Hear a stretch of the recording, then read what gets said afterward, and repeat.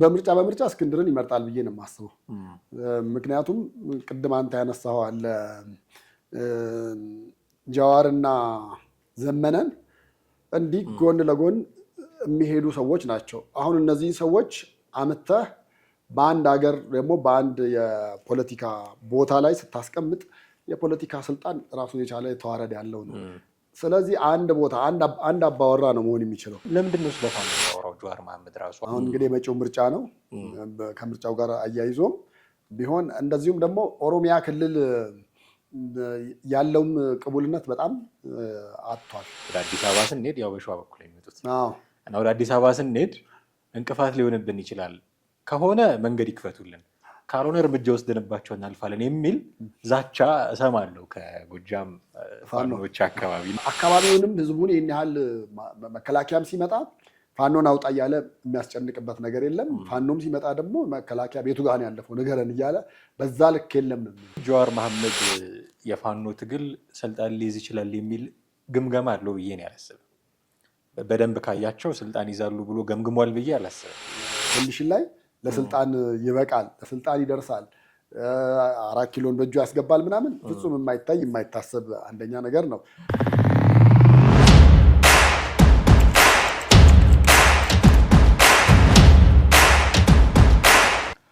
ሰላም ጤና ይስጥልን ውድ ቤተሰቦቻችን እንዴት አላችሁ? ዘኢትዮጵያ ቻናላችንን እየተከታተላችሁ ትገኛላችሁ። ቴዎድሮስ ካሳና ማደገፋ ከእናንተ ጋር ቆይታ እናደርጋለን። እስከ ፕሮግራማችን ፍጻሜ ድረስ አብራችሁን ትቆዩ ዘንድ የአክብሮት ግብዣችን ነው። ቴዲ እንዴት ነህ? እንዴት ነህ? ሰላም ነው። ሰላም። ባለፈው ሰሞን ጠፍቷል ብለን ፕሮግራም የሰራንበት ጃዋር መሐመድ በቢቢሲ ኦሮምኛ ላይ ቃለ መጠይቅ በመስጠት ተመልሷል እና ያነሳቸው በርካታ ነገሮች አሉ። ከፋኖ ጋር ተያይዞ ያነሳቸው ነገሮች ላይ ትኩረት ለማድረግ ወደናል። ለምንድን ነው ጃዋር መሐመድ እንዲህ የሚለው በሚል እና አማራ ክልል ውስጥ አሁን ባለው ሁኔታ የአብዛኛውን ቦታ የተቆጣጠረው ፋኖ ነው የሚል ንግግር ተናግሯል ጃዋር መሐመድ እና እንደውም የአማራ ክልልን ፖለቲካ ያለ ፋኖ ማሰብ የማንችልበት ደረጃ ላይ ደርሰናል ብሎ ነው የተናገረው። እና አማራ ክልል ውስጥ ፋኖ ያን ያህል ተጽዕኖ አለው ብለህ ታስባለህ? አሁን ባለው ሁኔታ እንደዛ ማሰብ ይከብዳል ነው ማለት አይቻልም። ምክንያቱም እንደውም እኔ ከቅርብ ጊዜ ወዲህ እየወጡ ካሉ መረጃዎች ለምሳሌ ፋኖ ስንል የሸዋውም አለ፣ የጎጃሙም፣ የጎንደሩም እንደገና ወሎም አለ ያለው ግን ከነሱ በላይ በጣም የተንቀሳቀሰ ያለውና በተሻለ ሁኔታ ላይ አለ የተባለው ከነ ዘመነም በላይ በደብረ ብርሃን አካባቢ ምናምን ይንቀሳቀሳል የተባለ የሸዋው ማለት ነው። የሸዋው የበለጠ እንቅስቃሴ በተወሰነ ደረጃ ጥሩ እንቅስቃሴ እርስ በርስ አለመግባባቱ እንዳለ ሆኖ ማለት ነው። እንደዛ ቢሆንም ግን እንቅስቃሴ ጥሩ ላይ ነው። ግን ጃዋር ባለው ልክ ያን አካባቢ ተቆጣጥሮታል ማለት አይቻልም። ሸዋ አካባቢ ግን የሚሰሙ ነገሮች ምንድን ናቸው? አንዳንድ ወረዳዎችን አንዳንድ አካባቢዎችን ማስተዳደር ደረጃ ደርሷል፣ መንደሮችን ማስተዳደር ደረጃ ደርሷል የሚባል ነገር ይሰማል። ያው በተለያየ አጋጣሚዎች የተለያዩ ሚዲያዎችን ምናምን ስታገላብጥ እዛ አካባቢ ነን ወይ ደግሞ ቦታው ላይ ነን ከሚሉ ሰዎች የሚጽፏቸውን ገጾች እና መረጃቸውን ስታይ እዛ አካባቢ በተሻለ ደረጃ እንቅስቃሴ እንዳለ አንዳንድ አካባቢዎችን የገጠር ቀበሌዎችን ምናምን ማስተዳደር ደረጃ ራሱ እንደደረሰ እንደውም ብዙ ጊዜ አንድ ደግሞ የምንሰማው አለ። ለምሳሌ በተለይ ጎጃሙ ይመስለኛል ብዙ ጊዜ ይሄን ያህል መከላከያ ሰራዊትን ማረክን፣ ይሄን ያህል አወደምን፣ ይሄን ያህል ገደልን ምናምን እያሉ በምስልም ደረጃ የሚለቁት አለ። ከነሱ በላይ ግን ሸዋ ያለው በጥሩ እንቅስቃሴ ላይ እንዳለ ግን እንቅስቃሴው አሁን እዛ አካባቢ እንዳለው የመገዳደል አይደለም ነው ተከባብረህ እንደመቆየት ነው። ምክንያቱም አይ ቲንክ ሁለቱም አካላት የተረዱት ያለ ነገር ይመስለኛል። እዚህ ጋር ሳይ ምንድነው መከላከያም እነዛ ላይ ቢተኩስ እነዛም እዚህ ላይ ቢተኳኮሱ አንድ እናት ልጆች ናቸው፣ እርስ በርስ መጨራረስ አይነት ነገር ነው እንጂ የተሻለ ነገር የለም። ነገር ግን በቃ በዚህኛው አካባቢ እንዳትደርስ፣ በዚህኛው አካባቢ የኛ ግዛት ነው እንዳትደርስ አይነት ነገር አንተም በጸበል እኔም በጸበል እንደዛ ተባብለው በዛ ደረጃ እንቅስቃሴ ላይ እንዳሉ ነው አሁን የሸዋው ፋኖ ላይ ያሉ መረጃዎች የሚወጡ እናንተ የሚያደርጉ። አካባቢውንም ህዝቡን ይህን ያህል መከላከያም ሲመጣ ፋኖን አውጣ እያለ የሚያስጨንቅበት ነገር የለም። ፋኖም ሲመጣ ደግሞ መከላከያ ቤቱ ጋር ነው ያለፈው ንገረን እያለ በዛ ልክ የለም ነው የሚል። እዛ ጋር እነሱ አሉ፣ እዚህ ጋር እኛም አለን። በቃ ዝም ብሎ ብቻ አንተም በቦታ እኔም በቦታዬ በሚል በዛ ደረጃ ነው እየተንቀሳቀሱ ያሉት። ምን ልልህ ነው አሁን ጀዋር በሚያወራው ደረጃ ከሆነ ለሸዋው ሊወራለት ይገባ ነበር ነው የምልህ። ከጎጃሙ ከጎንደሩና ከወሎ በላይ ነው የምልህ። ከነዛ በላይ ሊወራለት የሚገባው ይሄኛው ነበረ። ግን ይሄኛው ፓርት አያወራም ዝም ብሎ በጣም አየር ላይ ያሉት እነዛኞቹ ናቸው። እነዛ በቃ 24 ሃወርስ በየተለያየ ነገር ታያለ። ለመነጋገሪያ መሆን አጀንዳ ሲያነሱ ምን ሲሉ አሁን አንተም የሰራኸው ከነ ሪዮት ጋር ምናምን ሪዮት ያነሳቻቸው ነገሮች ምናምን በቃ ቶታሊ በየጊዜው ራሳቸውን የሚዲያ ፍጆታ ማድረግና እንደ አንድ የፕሮፓጋንዳ ሲስተምም አይ ቲንክ ተጠቅመውበት ሊሆን ይችላል። ግን ያው ብዙም ያን ያክል የተሻለ ፕሮፓጋንዳ ሰርተዋል ሄደዋል ብለህ አንድ ቦታ ልታስቀምጠው የምትችለው አይደለም። እንደውም ነጥብ እየጣሉ ነው በብዛት የምታየው እዛ አካባቢ ያለው የሰዎች ላይ ጉዳት በማድረስ እርምጃ ሴቶች ላይ እንደዚህ የሚወስዱት ስማቸውንም እያበላሸ ነው ያለው። በቃ ስለዚህ በዛ ደረጃ ምንድን ነው እያደረጉ ያሉት? የበለጠ ነጥብ እየጣሉ ነው ያሉት እንጂ የተሻለ ነገር እያገኙ አይደሉም ያሉት። የተሻለ እየሰራ ያለው የሸዋው ነው የሚያወራውና የበለጠ ደግሞ ጉራውን እየቸረቸረብን ያለው ደግሞ ቴዎድሮስ ናቸው። የሸዋውን ፋኖ ካነሳ አይቀር ግን ከጀዋር ጉዳይ ጋር ለማገናኘት እንደውም ምንድን ነው የሚሉት ያው የሸዋ ጋር ያለው እንትን እንደውም እንቅፋት ሊሆንብን ይችላል። ወደ አዲስ አበባ ስንሄድ ያው በሸዋ በኩል የሚመጡት እና ወደ አዲስ አበባ ስንሄድ እንቅፋት ሊሆንብን ይችላል። ከሆነ መንገድ ይክፈቱልን፣ ካልሆነ እርምጃ ወስደንባቸው እናልፋለን የሚል ዛቻ እሰማለሁ ከጎጃም ፋኖች አካባቢ። እና እንደዚህ እርስ በርስ የሚዛዛቱ አካላት የአማራ ክልልን በስፋት ተቆጣጥሯል ብሎ ጀዋር መሐመድ ሲናገር ምንድን ነው ምን አይነት መሰረት አለው ብለን እንድንጠይቅ ያደርገናል። እና ግን ለምንድን ነው ስለ ፋኖ የሚያወራው ጀዋር መሐመድ ራሱ? አሁን እኛ ጀዋርን የምናውቀው መቼም የብሔር ፖለቲካ የሚያቀነቅን ሰው ነው። ብሔሩ ኦሮሞ ነው። አያም ኦሮሞ ፈርስት ያለ ሰው ነው። የሚታወቅ የአደባባይ ሚስጥር ነው እሱ። በሜንጫ ምናምን ብሎ የሚናገር የነበረ ሰው ነው። ስለ ቄሮ ሌት ተቀን የሚያወራ አሁን ደግሞ የኦፌኮ አባል ነው። በነገራችን ላይ ለቋል ምናምን ሲባል ነበር፣ አልለቀኩም ብሏል አለው። አሁንም ኦፌኮ ውስጥ አለ። በምርጫ እንደሚወዳደርም ተናግሯል። አዲስ አበባ ብቻ ነው የሚወዳደረው፣ እንደዛ ነው ያለው። ወደ በኋላ እናነሳው ይሆናል። እና ኦሮሞ ፈርስት እያለ ራሱን የሚገልጽ ሰውዬ ስለ ቄሮ ስለ አዲስ አበባን ፊንፊኔ ስለማለት ስለ ኦሮሞያ መገንጠል የሚያወራ ሰውዬ ለምንድን ነው ስለ ፋኖ ያወራው የሚል የሆነ ነገር ማንሳት አለብን። ልክ እሱ ፋኖ እንዲህ ጀግና ነው አማራ ክልል ሙሉ በሙሉ ተቆጣጥሯል ሲል ተቀብለው በጣም ያስተጋቡት የአማራ ብሔርተኞች አሉ ሚዲያ ላይ ያሉ።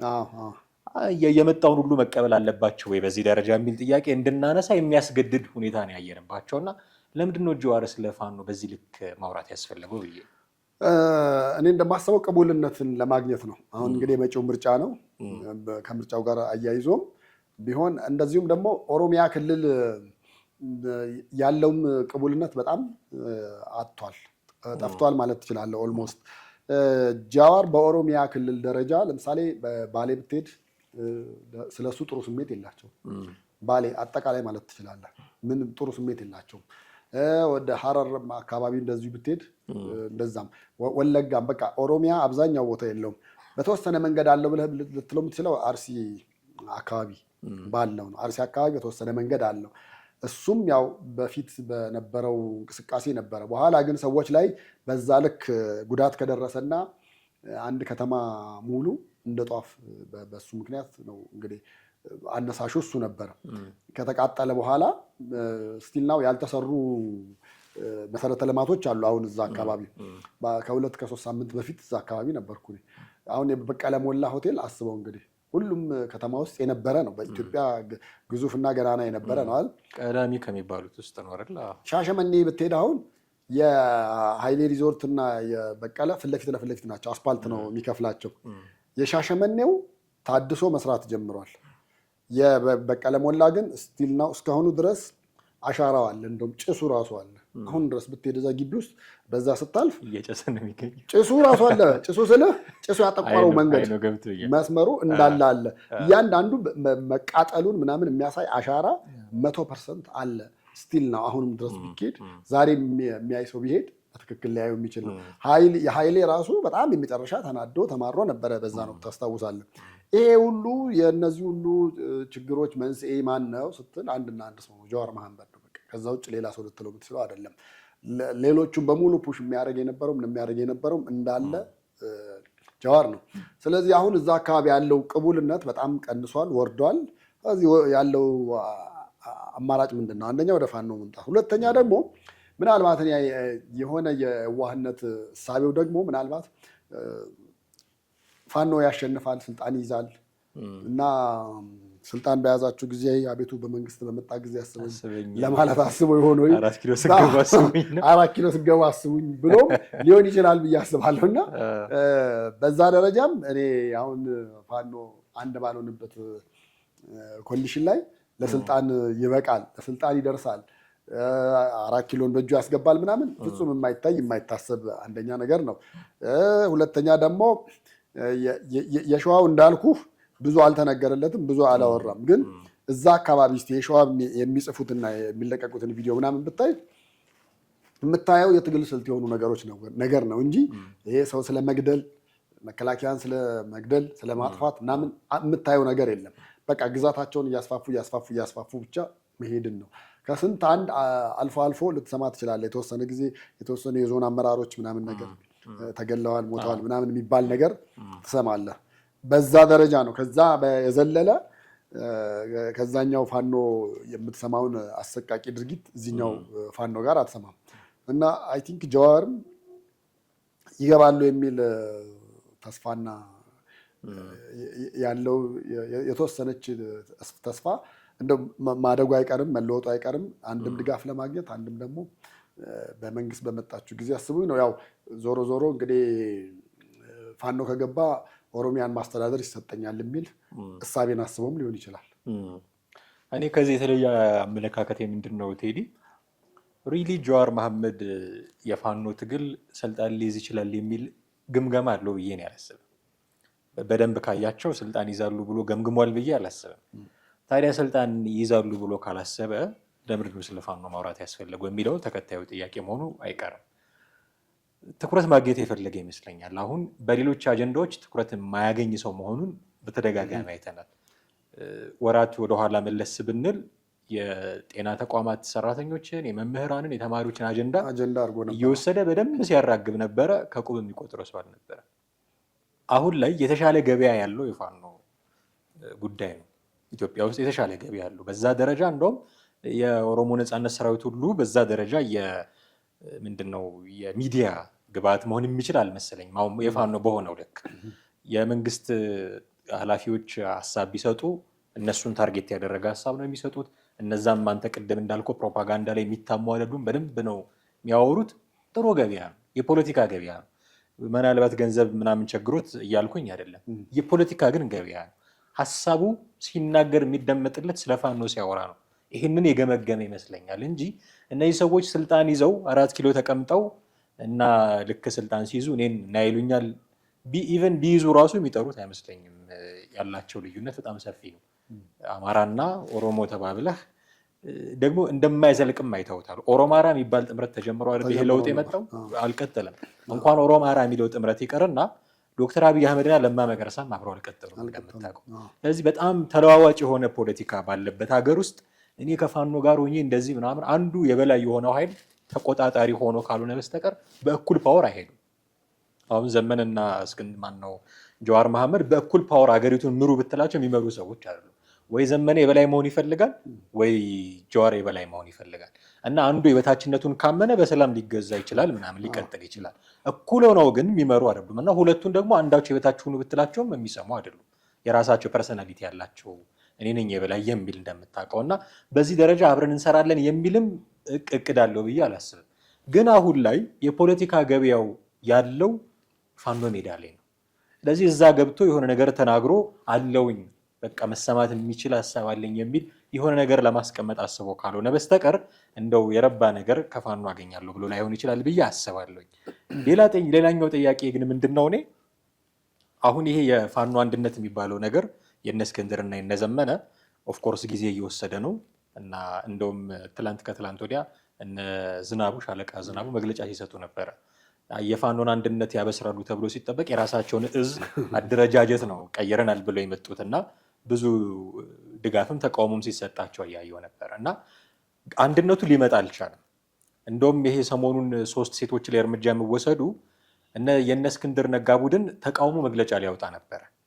የለም እንዲህ አይነት ነገር መደረግ የለበትም በሚል ተቃውሞ መግለጫ ሊያወጣ ብሎ እነዛኞቹ እና አስረስ ማረ ናቸው አይሆንም ብለው ያስቀሯቸው የሚል መረጃም አለና በዚህ የተነሳ ስንጥቃታቸው እየሰፋ ነው። እርምጃ በሚወስዱበት መንገድ በአካሄድ ምናምን እየተለያዩ ስለሆነ ስንጥቃታቸው እየተሰፋ ነው የተባሉ። ስለዚህ አሁንም ስቲል 2 የተለያዩ ቡድኖች ናቸው ማለት ነው። ኦኬ ጀዋር ፋኖ ውስጥ በዚህ ደረጃ ሀሳብ እየሰጠ የሚገባ ከሆነ አንተ እንዳልከው አብሮ መስራት ደረጃ ሊያደርሳቸው የሚችል ሀሳብ ከሆነ የትኛውን ፋኖ ነው የሚመርጠው? የእስክንድርን ጎራ ነው? የዘመነ ካሴን ጎራ? የትኛው ነው ለሱ ጥሩ የሚሆነው? አስታውሳለሁ ከዚህ በፊት እስክንድር ነጋን ትክክለኛ ፖለቲከኛ ነው ብሎ ያሞግሰው ነበር ጀዋር መሐመድ። የመንግስትን ሙቀት የምትለካው በእስክንድር ነጋ ነው ብሎ ያሞግሰው ነበረ። ያው በአቋም ይለያያሉ፣ ግን ጽናቱን ያደንቅ ነበረ፣ የፖለቲካ ትግሉን ያደንቅ ነበር። አሁን ባለው ሁኔታ ግን እስክንድርን ነው የሚመርጠው? ዘመነ ካሴን ነው የሚመርጠው? እንደው አብረው ከሰሩ ማንን ነው ልትገምታለህ? በምርጫ እስክንድርን ይመርጣል ብዬ ነው የማስበው። ምክንያቱም ቅድም አንተ ያነሳው አለ ጀዋርና ዘመነን እንዲህ ጎን ለጎን የሚሄዱ ሰዎች ናቸው። አሁን እነዚህ ሰዎች አምጥተህ በአንድ ሀገር ደግሞ በአንድ የፖለቲካ ቦታ ላይ ስታስቀምጥ የፖለቲካ ስልጣን ራሱን የቻለ ተዋረድ ያለው ነው። ስለዚህ አንድ ቦታ አንድ አባወራ ነው መሆን የሚችለው። እንደለመዱት 13 መሪ ካልመረጡ በስተቀር እንደዛ ምን አብዝተው ምንድን ነው እኮ ነው ፋይዳው። ዞሮ ለእነሱ የምትከፍለው ገንዘብ እንደገና ሌላ ጦስ ሌላ ቀውስ ሊያመጣ የሚችል እንደገና ሌላው የቡድኑ አባል በሸፈተ ቁጥር ደግሞ እያመጣ አለቃ ስታደርግ ሙሉ በአለቃት የተሞላ ጀማ ይሆናል የሚሆነው እና ያ አያስኬደውም። ግን ያው ሁለቱ አሁን ጎን ለጎን ትልቅ ፉክክር ልታይባቸው የምትችላቸው ነው። እንደ ለማና እንደ ዶክተር አብይም የምታነጻጽራቸውም አይደሉም። አሁን ለምሳሌ ቦለማ የራሳቸው ብቃት አላቸው። እንደገና ከስልጣኑ በላይ አካሄዱን የሰላማዊ መንገዱን ምናምን የሚመርጡበት መንገድ ነው እንጂ ስልጣኑ ይሄኛው ረድፍ ላይ እኔ መቀመጥ አለብኝ የሚል አቋም የሚያራምዱ ሰው አይደሉም። ጠቅላይ ሚኒስቴሩ ጋር ብትመጣ ደግሞ ቦሲ ነው፣ በቃ ላይ ያለውን ነገር ነው ሊይዝ የሚችለው።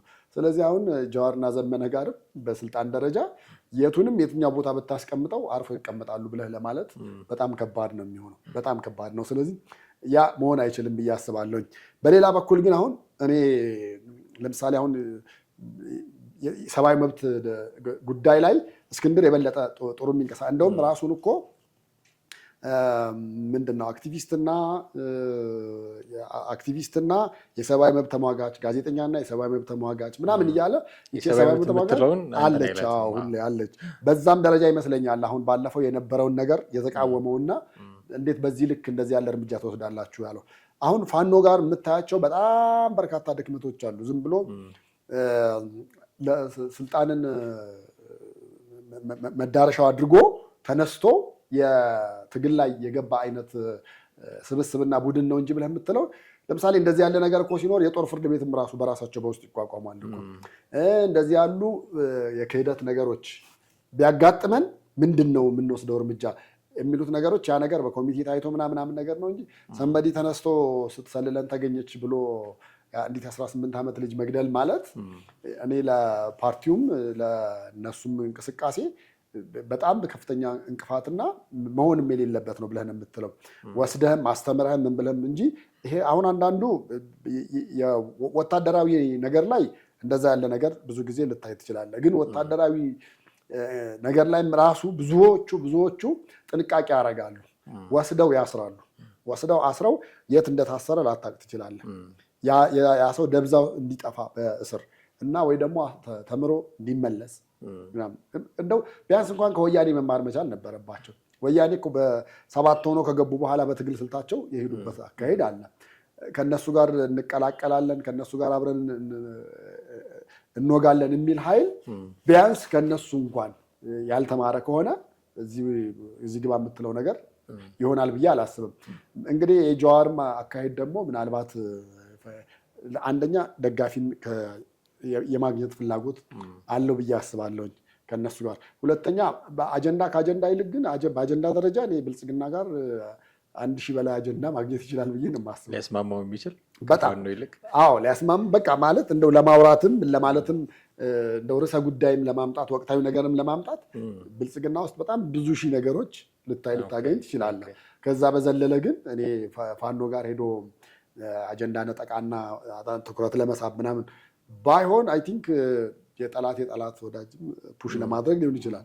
በእርግጥ መንግስት አሸባሪ ብሎ ስላልፈረጀው ይሄ ሰው መጥቶ ምርጫ ሊሳተፍ የሚችል ይሆናል። ያንን ነው የምንጠብቀው። ምርጫ ሊሳተፍ ይችላል የሚለውን ነገር ግን ስታነሳ ኦሮሚያ ክልል ውስጥ ምርጫ አይደረግም የሚል አቋም ነው ያለው። ምርጫ አይደረግም፣ ኦሮሚያ ካልተደረገ ሌሎች ቦታዎች አይደረግም። ልጨርስና ትጠይቀኛለህ። እንዲደረግም አይፈልጉም። ቀድሞ ነገር እንዳይደረግ አቅማችን የፈቀደውን ሁሉ እናደርጋለን ነው። ምክንያቱም ያለው ሁኔታ ለምርጫ ምቹ አይደለም ነው እኮ አሁን የሁሉም ፖለቲከኞች መነሻ እሱ ነው። ትግራይ ክልል ውስጥም አማራ ክልል ውስጥም ኦሮሚያ ክልል ውስጥም ይባል እንጂ ሌሎችም ቦታዎች ላይ ለማድረግ የሚያስችል ሁኔታ የለም ነው። ሰው ሊደረግ አይችልም፣ ሊደረግም አይገባምም ነው። ከተደረገ ግን ከኦፌኮ አልለቀኩም በአዲስ አበባ ደረጃ አወዳድራለሁ ነው። አሁን ኦሮሚያ ክልል ላይ ምርጫ የማይወዳደር ሰውዬ አዲስ አበባ መጥቶ ቢወዳደር ይሳካላት እንደው ዝም ብሎ ተወዳደርኩኝ ለማለት ካልሆነ በስተቀር ወይ እንደ ኢንጂነር ይልቃል እንደው የቤተሰቡ አባል እንኳን አይመርጡትም እስኪባል ድረስ በሴር ታስታውሳለህ። ባለፈው ምርጫ በዜሮ ነው የተሰናበተው ኢንጂነር ይልቃልና እንደው የሚደግፈው የቤተሰቡ አባል እንኳን አያምንበትም ተብሎ በጣም ብዙ ነገር ሲነገር ነበር። እና አዲስ አበባ ውስጥ ይሳካለታል ብለህ ታስባለህ? ጀዋር መሐመድ ምናልባት ዲሞግራፊው ከዚህ በፊት እንደነበረው ላይሆን ይችላል፣ ባለፈው ምርጫ እንደነበረው ላይሆን ይችላል፣ ብዙ ነገሮች ተቀያይረው ሊሆን ይችላል። ግን መንግስትም ቀላል እንቅስቃሴ አይደለም ያለው አዲስ አበባ ውስጥ እንደምታውቀው እና የድጋፍ ሰልፍ ቢፈልግ በጣም በብዙ ሺህ የሚቆጠሩ ሰዎች በአንድ ሌሊት ተነግሯቸው ጠዋት የሚወጡበት ከተማ ነው እንደምታውቀው። የኮሪደር ልማት ስራዎች ጥሩ የምርጫ ቅስቀሳ ይሆኑታል ተብሎ የሚገመት ነው እና በዛ ላይ ደግሞ ቃል የገባነውን ነው እየሰራን ያለ ነው። ከምርጫ በፊት እንደምታስታውሰው አዲስ አበባ እንደ ስሟ አበባ እናደርጋታለን ነበረ ትልቁ መፈክራቸው እና አሁን በእርግጠኝነት በአሁኑ ምርጫ ቅስቀሳ ላይ ይጠቀሙታል ብዬ አስባለሁ። ያው ቃል እንደገባንላቸው አበባ አድርገናታል፣ የሚቀጥለው ስራችን ደግሞ ይሄ ነው ብለው ሌላ ቅስቀሳ መጀመራቸው አይቀርም። ስለዚህ በስራችን ተመዝነናል የሚል ቦልድ ክሌም ነው ይዘው የሚመጡት እና መንግስት አፐራንድ የለውም ወይ ምርጫው ላይ እንደው ዝም ብሎ ዘው ብሎ ገብቶ አዲስ አበባ ውስጥ የመንግስትን ክንድ ማሸነፍ ይቻላል ወይ ጥያቄ እናነሳለን። እና ኦፌኮ የሚባለው ፓርቲ ውስጥ አሁን ጀዋር መሐመድ ፓርቲሲፔሽን አለው ወይ ብሎ ራሱ መጠየቅ ተገቢ ነው ይመስለኝ።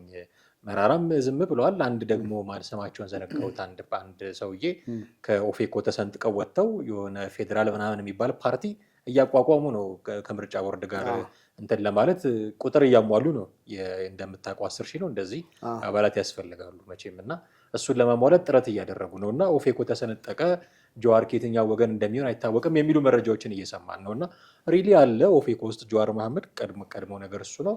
ሁለተኛ ካለስ አዲስ አበባ ውስጥ ብቻ መወዳደሩ ያዋጣዋል ብዬ በአንድም በሌላ ያዋጣዋል ብዬ ነው የማስበው። እንደ ሁለት አማራጭ አለው።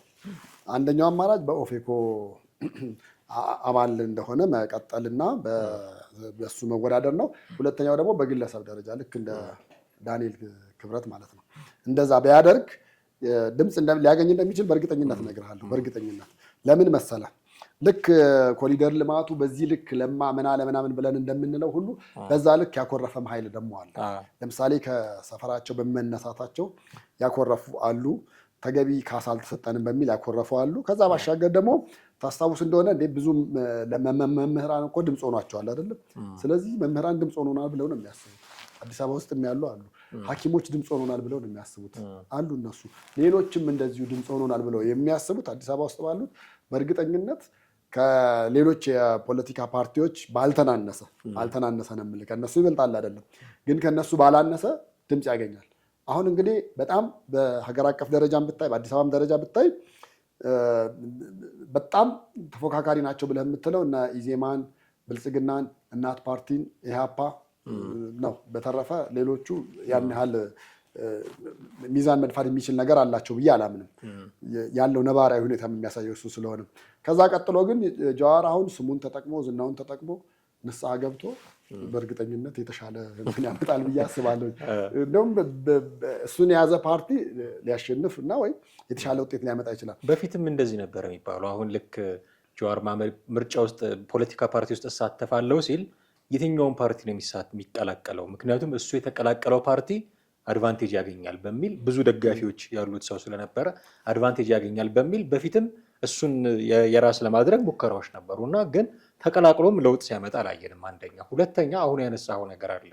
የጤና ተቋማት ውስጥ ያሉ መምህራን ምናምን ድምፅ ሊሰጡት ይችላሉ። ኦኬ አዲስ አበባ አይደለችም ፊንፊኔ ነች የኦሮማይ ከተማ ነች እያለ እና ውሃሽን እዘጋብሻለሁ እያለ ሲዝትባት የነበረ ከተማ ውስጥ የሚኖሩ ሰዎች አሁን ጀዋር መሐመድ ከንቲባችን ይሆናል ብለው የሚመርጡት ይመስላል ወይ? ምክንያቱም ሲዝት ነበር።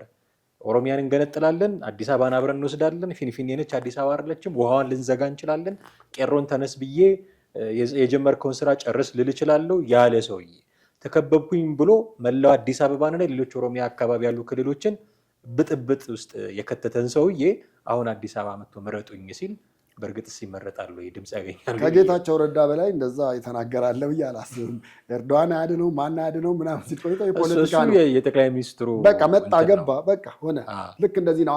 አይ ቲንክ ሰውን በዛ ልክ ይረዳዋል ብዬ አስባለሁ። ምክንያቱም ያን የባለፈውን ነገር ካረሳህማ እኮ በአጠቃላይ ኢትዮጵያ ውስጥ አይደለም የብሔር እንቅስቃሴ ብሔረሰብ በጣም ብዙ ነን። ከሃይማኖት በላይ ነን። ክፍፍሉን አብዛኛውን ብታየው ማለት ነው።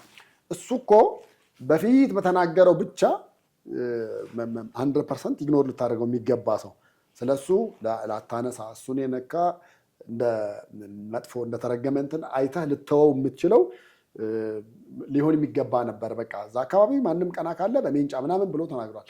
በዛ ለክተህ ማስቀመጥ ነበረ። ግን አሁን ስታየው ሰው አብዛኛው ህዝባችን ሾርት ሚሞሪ የሚባለው አይነት ነገር ማለት ነው። ያኛውን እየረሳ ከዚህኛው ጋር ነው አብሮ የሚሆነው። ቅርቡ ካለው ጋር ወይ ደግሞ በቅርብ የተነገረውን እያመነ እየተቀበለ ያለ ነው። ስለዚህ እሱ አሁን ያንን ውሃ ዘጋለሁ ምን እላለሁ ምናምን ነገር ያለውን ነገር በሙሉ ቅድም እንዳልኩ ነው ንስሐ ቢገባና ይህን እንዲያልኩትኝ በወቅቱ ለነበረው ፖለቲካ ነው። ከዛ ውጭ ባለው ግን እኔ ማንነት የሚያለው ሁሉ ነገር የሚያለው እዚሁ ነው። ስለዚህ እኔም ብትመርጡኝ የተሻለ አደርጋለሁ እዚህ ያለውን ነገር ሲል አብዛኛው አኩራፊው ኃይል ወደሱ ሊመጣ ይችላል። ኦፌኮ ሲገባ ደግሞ ያው አሁን እኮ አንዴ እነሱ ተቀዳሚ ምክትል ምናምን የተባሉ ሰው አንዴ ያናግሬያቸው ነበረ። ቢሮ ውስጥ የመጀመሪያ ቀን ብቻ ለመፈራረሙ የዛኔን የተገናኘ ነው። ከዛ ወዲህ ጀዋር ብቅ አላለም። እዛ ብቅ ብሎ አያውቅም አሉ እና የመዋጮ ችግር የለበትም አለ። እንደውም በሚገርምህ እኮ መንግስት ከሚሰጠን ድጎማ በላይ አሉ በክልሎች አሁን ኦፌኮን ለምን መረጠ? ቅድም ላልከውም በጣም በክልሎች ካሉት የኦሮሞ ድምፅ ነን ብለው ከተቋቋሙት ፓርቲዎች በጣም ብዙ ቦታ ኦፊስ ያላቸው ኦፌኮች ናቸው። አንደኛ በዛ ምክንያት ነው። ሁለተኛ ብዙዎቹን ደጉሟቸዋል ቢሮዎቻቸውን ለሰራተኞቻቸውም ኢቭን የአቋቋመው የቴሌቪዥን ጣቢያ ላይ ድምፅ እንዲያገኙ ስል ድምፅ እንዲሆኑ መጥተው መናገር እንዲችሉ ብዙ ነገር አመቻችቷል እንጂ ከዛ ውጭ እኛ ያልኩን ሰውና መራራ ጉዲናን ብትጠይቃቸው ከአንድ ቀን ከሁለት ቀን ውጭ አይተነው አናቅም። ሻይ ጠጥተን አብረን አናቅም። ስለ ፓርቲው አውርተን ተነጋግረን አናቅም ነው። የሆነ ነገር ሲደርስ ግን ይደዋወላሉ። በነገራችን ላይ ጀዋር ከመራራ ጋር ይደዋወላሉ፣ በየጊዜው ይደዋወላሉ፣ ይጠያየቃሉ። ያው ዞሮ የሚያወሩት ስለ ፓርቲያቸው ስለሆነ መንግስት ምንም ሊል አይችልም። ስለ ፓርቲው ስለ ቀጣይ ምርጫ ምን ያህልን ትንቀሳቀሳላችሁ በሚለው ዙሪያ በደንብ እየተነጋገሩ እያወሩ ነው ያለው። አዲስ አበባ ለደህንነቱ ሲል አዲስ አበባ ብቻ ሊያደርግ ይችላል ብዬ አስባለሁ። ለደህንነቱ ሲል ከዛ ባሻገር ድምፅ ያገኛሉ። አዎ ምክንያቱም ያኮረፈው ኃይል ማንን ሊመርጥ ይችላል ብለህ ስትል በአንጻሩ እሱን ነው። እኔ አሁን ኢዜማን ከሚመርጥ ኢዜማ ድምፅ ይሆነኛል ብሎ የሚያስብ እንትን አለ ብዬ አላስብም። እናት ፓርቲንም ተመልከት። የመግለጫ ጋጋታ የምታይባቸው ፓርቲዎች ናቸው። ፓርቲዎቻችን ብዙ ጊዜ በዚህ ነው የሚወቀሱት። ከመግለጫ የዘለለ መሬት የረገጠ ነገር የላቸውም። የራሳቸው ሚዲያ ሊኖራቸው ይገባ ነበር። በዛ በራሳቸው ሚዲያ በየቦታው አዲስ አበባ ውስጥ የሚሆን መላ ኢትዮጵያ ውስጥ ያሉትን ነገሮች በተለይ በሰብአዊ መብት ዙሪያ መንግስት በሚያከናውናቸው ያልተገቡ እንቅስቃሴዎች ዙሪያ እግር በእግር እየረገጡ መናገር ሲገባቸው አንድም ነገር የምታይባቸው ነገር የለም። ፌስቡክ ላይ እና ፌስቡክ ላይ እና ዩቲዩብ ላይ ነው ብዙ ጊዜ የምታደርገው። በእርግጥ ወቅቱ የሚፈቅደው ነው፣ ግን ደግሞ የአሁኑ ትውልድ ወጣት እኮ ከዛ ወጥቶ ቲክቶክ ላይም ገብቷል። ቲክቶክ ያለው ፓርቲ ምን ያህል ፓርቲ ነው ራሱ አንድ አለ አዲስ ትውልድ ፓርቲ ምናምን ተብሎ፣ ግን የሽማግሌዎች ስብስብ ነው እና ወጣት አለው ቲክቶክ ትጠቀማላችሁ ያላቸው አልጠቀምም አሉ። በቃ እና አዲስ ትውልድ መሆናቸው የቱ ጋር ነው? ስለዚህ ፓርቲዎቹን በሙሉ ዙሪያ ገባቸውን ስታያቸው አየር ላይ ያሉ ናቸው። ከዛ አንጻር ጀዋር በጣም በጣም በጣም ይቦንሳቸዋል። በጣም የተሻለ ነው ብዬ አስባለሁ።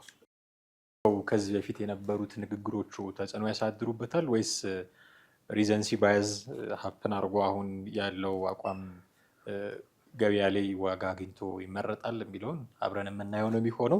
ምርጫ መደረጉ አይቀርም እንግዲህ መንግስት ቆርጦ ተነስቷል። የምርጫ ቦርድም የጊዜ ሰሌዳ አውጥቷል። የሚደረግ ከሆነ የምናየው ነው የሚሆነው። በጣም አድርጌ አመሰግናለሁ ቴዲ። ወደ ቤተሰቦቻችን እናንተም ከኛ ጋር ለነበራችሁ ቆይታ እጅግ አድርገን እናመሰግናችኋለን። የዛሬው ፕሮግራማችንን እዚህ ላይ አብቅተናል። በሚቀጥለው ፕሮግራም በሌሎች ርዕሰ ጉዳዮች ተመልሰን እንገናኛለን። ቴዎድሮስ ካሳና አማሃ ደገፋ ነበርን። ሀሳብና አስተያየቶቻችሁን በተለመደው መንገድ ልታደርሱን ትችላላችሁ። ጤና ይስጥልን።